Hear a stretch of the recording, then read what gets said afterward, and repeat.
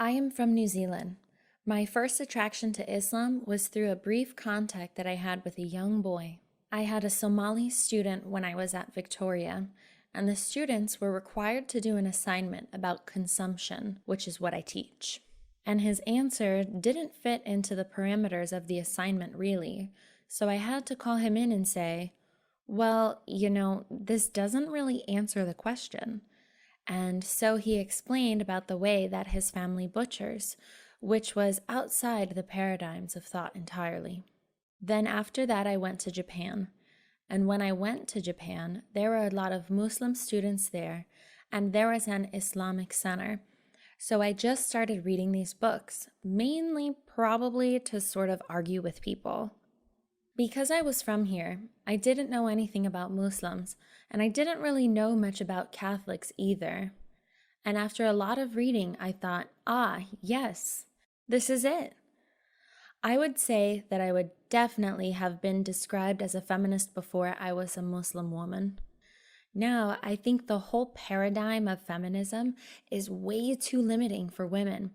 So I say with more and more study of the position of women in Islam, it's so much more and so much better than feminism, which is totally bounded by modernistic logic. I think that Islamic sisterhood is what the feminist project wanted for women. The relationships between women and Islam and an Islamic basis are very warm and supportive. In some ways, maybe are sort of old-fashioned to us, like you have the responsibilities as a Muslim in certain situations. And I feel that women in Islam nurture each other and support each other very well. Before I became a Muslim, I thought to myself, okay, well, I've got a good education and I've got a good family and a happy life, and it doesn't matter to me if I get married or not, and it doesn't matter to me if I have children or not. Then when I became Muslim, I thought, being married is an important consideration if you are a Muslim, and I did marry. Then I had children. I wouldn't have imagined that I could have such a good relationship with another person.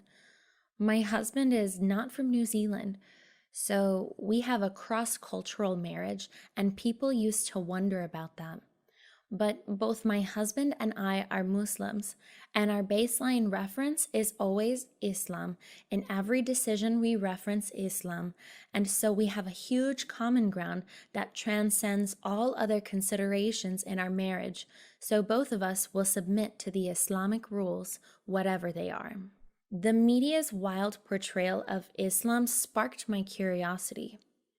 There's a great deal of miscommunication in the media about Islam, and it would seem to me, as someone whose business is to research, that it is obviously not objective, but worse than that, it's intentionally misleading.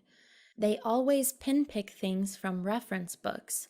Say they go to the Quran, and they pick out something, or they pick out part of something, which is more often the case.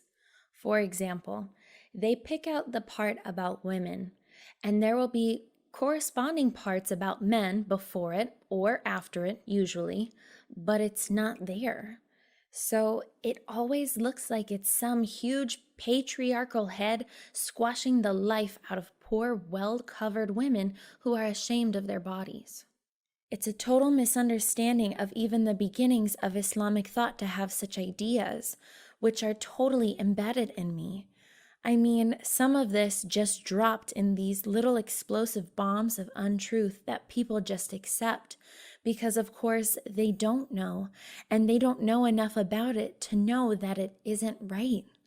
The espoused doctrine of New Zealand is that you are free, wear what you want and do what you want. So my consideration is, why can't I wear my scarf without being harassed? But further than that, the whole ideology of the participant portraying democracy is that I'm free too to do what I want and wear what I want. I'm not breaking the law or doing anything scary. I'm just walking around, doing my shopping, and minding my own business. So what's the problem with that? Why is that anything really? Islam is a complete entity by itself. It's neither moderate nor extreme. It is a way of life, but Islam is the perfect system followed by many people. Maybe all of them are imperfect. So some people are extreme. As in any group, some people are extreme. Again, I have a problem with the words. What does extreme mean? What is an Islamic extremist?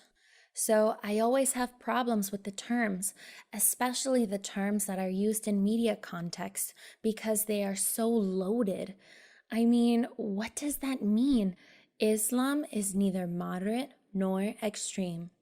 Islam is a complete system. Your job is to submit to the will of Allah and learn your religion. You go through and you learn your religion. The better you know it, the better you perform it, and the better you are to your community and all others.